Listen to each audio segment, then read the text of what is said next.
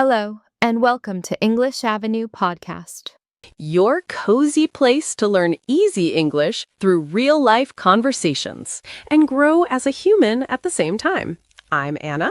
And I am Jake. And today feels a little heavier. Not in a depressing way, more like honest. Yeah, because if you open the news or even just scroll for 2 minutes, you can feel it. Tension, anger, fear. People arguing like it is a sport. Like Olympic-level arguing. Exactly. And maybe you are listening and thinking, I am just one person. What can I even do? If you feel that, you're not alone. A lot of good people feel overwhelmed right now. So today's episode is a very simple question, but it is a big one.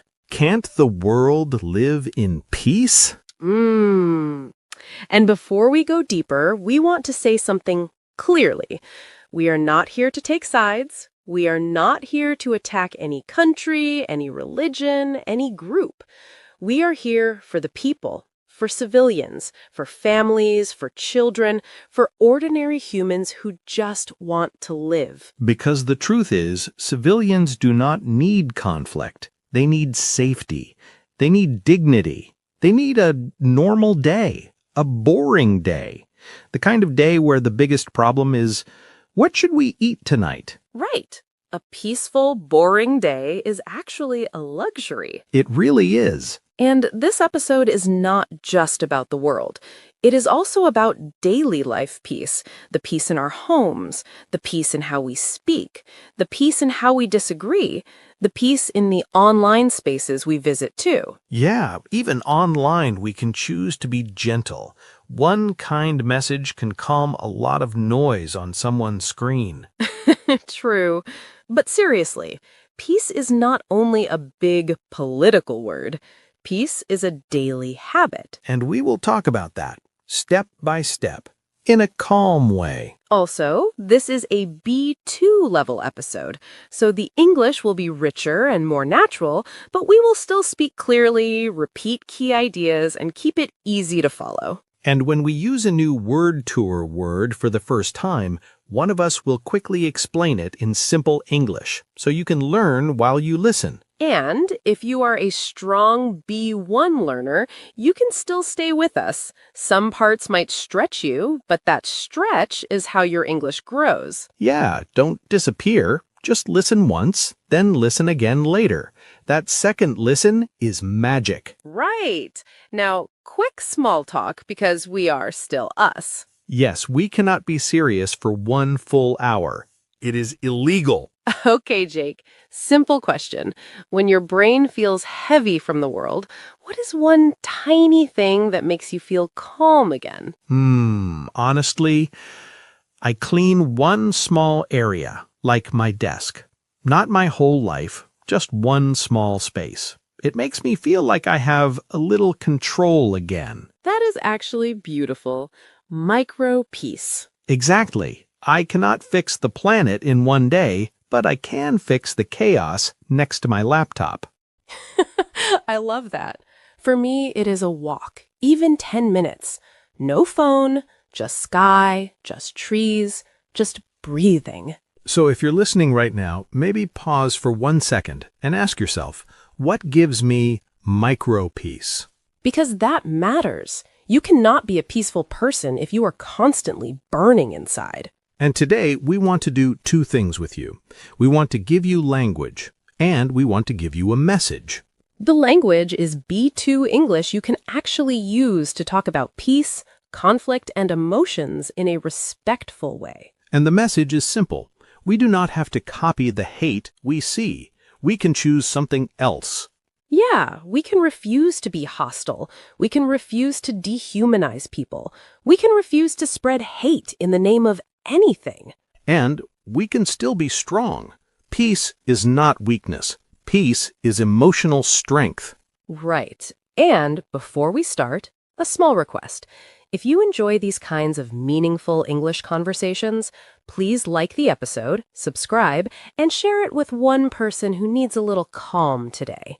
And tell us in the comments, honestly, one thing. Where do you need more peace right now? In your mind, your home, your work, or your relationships? No long story needed, just one line is enough. All right, let's begin, slowly, with the difference between peace as a big dream and peace as a daily decision. I like that picture. Because when we hear world peace, it sounds huge, almost like a slogan on a poster. Yeah, it feels far away, something only presidents or politicians can touch. But when we say daily peace, it becomes smaller and closer. It is about how I talk to my family, how you reply to a comment, how we treat the people who do not agree with us. Exactly. And we are not here as judges today. We are not experts in politics. We are just two humans trying to understand and choose peace in our own lives. Yeah, and we know one thing for sure. When conflict happens, it is often pushed by power and politics, but civilians are the ones who suffer most. Yeah, ordinary people pay the price, not the people sitting in safe rooms making decisions. It's families, kids, workers, students. Most people do not wake up in the morning thinking, I want war. They think, I hope my children are safe. I hope I still have my job. I hope today is normal. Yeah, they want stability, work, a home, a future. Very basic things. So when we ask, can't the world live in peace? We're really asking, why is it so hard for ordinary people to have a normal, safe life? Let's start there. Why do civilians want peace so strongly? Because peace means dignity. It means you can plan your week, not just survive your day. You can think about your future, not only about the next hour. Yeah, peace means you can send your kids to school and expect them to come home. You can complain about small things like traffic or the weather, and that's actually a blessing. And a boring day can be a luxury when you see what people in conflict zones live with. So civilians want peace not because they are weak, but because they know what a normal life should feel like. But if most people want peace, why does hate keep growing? Yeah, it's a good question. I think it often starts very quietly, with prejudice. Right. Prejudice means judging someone before you really know them, maybe just by their name, their religion, their accent, or their passport. Exactly. You hear one story or one stereotype and you decide people like them are all like this. And if we don't question that feeling, that prejudice slowly grows into intolerance. And intolerance is when we refuse to accept that other people live or believe differently from us. It can sound like they are wrong and they should not live that way. And when that intolerance is repeated again and again, especially in media and online, it often becomes hostility. Hostility is open anger and aggression towards someone. And we see it everywhere, in comment sections, in speeches, in jokes that are not really jokes. People stop seeing humans. They only see the enemy. And that is scary because once you no longer see a human, it becomes easier to accept their pain. Yeah. And after that, there's another problem, how easily we fuel the fire. Right. And fuel the fire means to make a bad situation worse, like throwing more wood on a burning fire. Exactly. And sometimes we do it without thinking. We share a shocking video without checking if it's true. We post an angry message when we are tired. We enjoy seeing our side win an argument. And every time we do that, we are not just expressing ourselves, we're helping the fire grow. Yeah. Misinformation, sarcasm, childish memes, it all adds heat. The conflict becomes bigger, even if we're sitting safely on a sofa with our phone. So even if we cannot control big decisions, we can still control what we spread. Empathy, facts, and respect, or more fire. And then there's the other side, when we do nothing. Yes, sometimes we don't fuel the fire, but we also don't try to cool it down. We just look away. Exactly. In English, we say, turn a blind eye. It means to pretend you don't see something wrong because you don't want to deal with it. Maybe we see bullying, maybe we hear a hateful joke, maybe a friend shares something dangerous, and we stay silent. And I understand why. People are tired. People are afraid of arguments. But if everyone turns a blind eye, injustice grows stronger. Yes, silence can protect our comfort, but it doesn't protect the victims. Exactly. And when that silence mixes with hostility, we often get oppression. Right. Oppression means unfair and cruel treatment, usually by people in power toward people who cannot easily defend themselves. It can be physical, but it can also be economic, social, or emotional. It can mean no voice, no rights, no chance to speak. And again, civilians carry the weight. They lose their homes, their jobs, their families, their sense of safety. Yeah, politics may push the conflict, but ordinary people carry the pain in their bodies, in their memories, in their children's futures. And that is exactly why we cannot treat war like a game of my team versus your team. It is not a sports match. It is human lives. Yeah, and there is another hard truth we need to talk about behind that.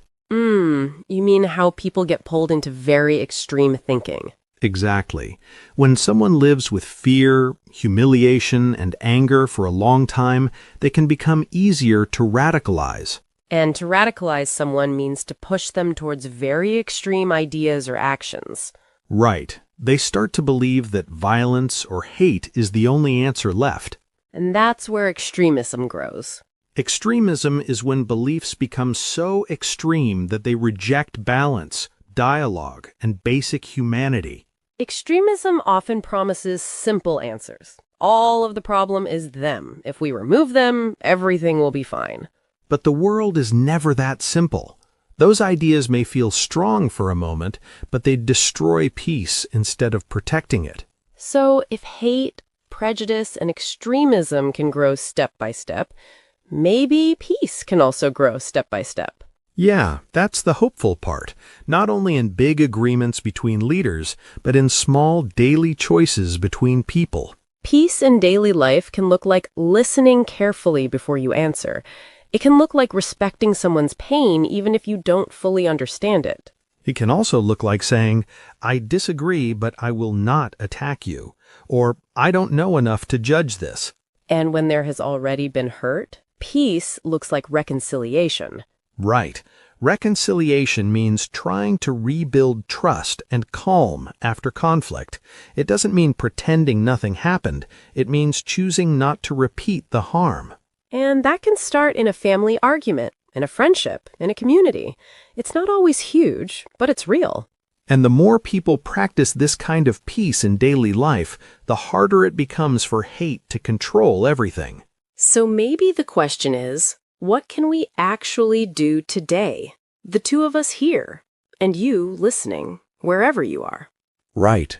We cannot stop every bomb or change every law, but we can decide what we add to the world. Exactly. We can decide if our words bring more light or more darkness. In English, we sometimes say we need to root out something. And root out means to remove something completely, like pulling a weed out of the ground so it doesn't grow back. So we can try to root out hate from our own language, our jokes, our private conversations. We can refuse to share content that dehumanizes people. We can refuse to laugh at prejudice. We can refuse to let intolerance sound normal around us. And at the same time, we can spread something different: empathy, respect, careful listening, and honest questions. In other words, we can disagree without hostility. We can care deeply without fueling the fire. And if enough ordinary people choose that kind of peace, even quietly, the world might still be noisy, but it will not be completely dark. Because every time we choose peace in a small moment, we protect civilians somewhere in our hearts. We say, your life matters, your safety matters, your future matters. And maybe that is where real peace begins, not with a big, famous signature on a paper, but with one human choosing not to hate another human today. I like that. And for our listeners, I think it is also important to have the language to talk about these things. Yes, totally, because sometimes people feel a lot, but they don't know the right English words. Exactly. And if you don't have the words, it is harder to explain your heart. So let's do a calm word tour together. We'll take some strong B2 words from today's topic and move through them slowly. You can repeat after us, or just listen and let the meanings sink in. First word, hostility. Hostility is open anger and aggression towards someone, not just a small disagreement, but a feeling that you want to attack or hurt, at least with your words. For example, there is a lot of hostility on social media when people talk about politics. Or, if we answer with hostility, the argument usually gets worse, not better. Repeat, hostility. Hostility. One more time, hostility. Next word, prejudice. Prejudice is when you judge someone before you really know them. You decide who they are just from their group, their religion, their race, or their nationality. For example, prejudice often comes from fear and ignorance, not from real experience. Or, we need to teach children to question prejudice, not copy it. Repeat, prejudice. Prejudice. Slowly, pre-ju-dis. Next word, intolerance. Intolerance is when you refuse to accept that other people think or live differently. You do not just disagree, you believe they should not live that way at all. For example, intolerance can destroy friendships, families, and even whole societies. Or, social media can sometimes increase intolerance because people only hear voices that agree with them. Repeat, intolerance. Intolerance. One more time, intolerance. Next word, oppression. Oppression is unfair and cruel treatment, usually by people in power towards people who have less power. It can mean they have no voice, no rights, and constant fear.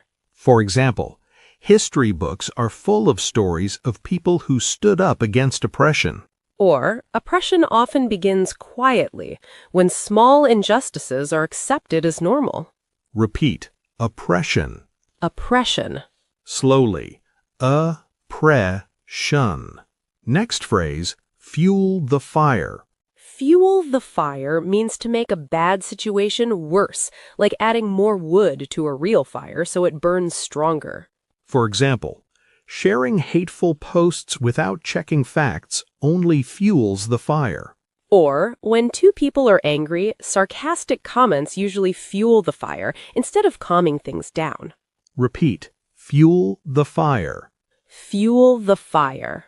Slowly, fuel the fire. Next phrase, turn a blind eye. Turn a blind eye means to pretend you do not see something wrong because it is easier to ignore it. For example, if we turn a blind eye to bullying, it will continue. Or, many people turn a blind eye to prejudice until it touches their own family. Repeat, turn a blind eye. Turn a blind eye. Slowly, turn a blind eye. Next word, radicalize. To radicalize someone means to push them towards very extreme ideas, often using fear, anger, or manipulation. For example, lonely and angry people can be easier to radicalize online. Or, education and dialogue can help stop young people from being radicalized. Repeat, radicalize.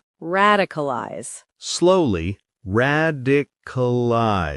Next word, extremism. Extremism is when beliefs become very extreme, so the person rejects balance, discussion, or respect for others. For example, extremism often offers simple answers, but those answers usually bring more pain. Or, many communities are working together to prevent extremism by building understanding. Slowly, extremism. Extremism. Slowly, extremism. Next word, reconciliation. Reconciliation is the slow process of rebuilding peace and trust after a conflict or a big hurt. For example, true reconciliation takes time because people need to feel heard and safe. Or sometimes reconciliation begins with a simple sentence, I am ready to listen. Repeat, reconciliation. Reconciliation. Slowly,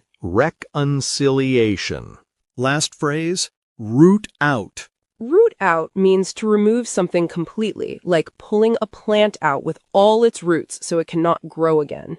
For example, if we want real peace, we have to root out hate from our daily language. Or teachers can help root out prejudice by teaching children to think for themselves. Repeat, root out. Root out. Slowly, root out.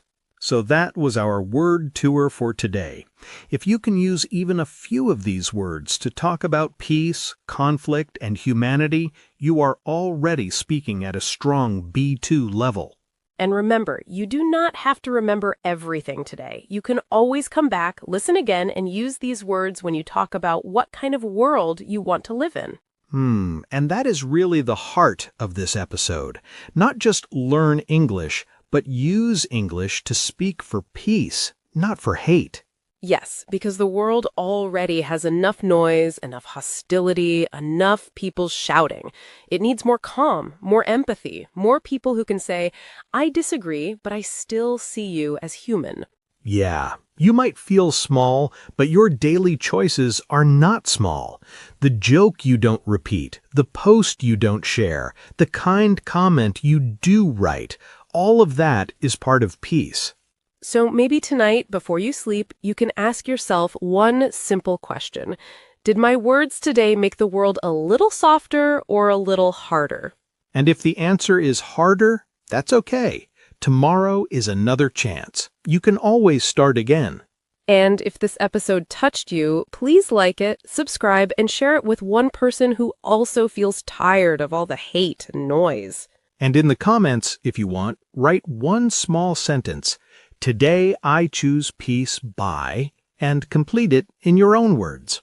We would love to read those. Thank you for staying with us, for learning these words, and for caring about peace in your own heart. The world needs people like you more than you think. So, take care of your mind, take care of your words, and take care of each other.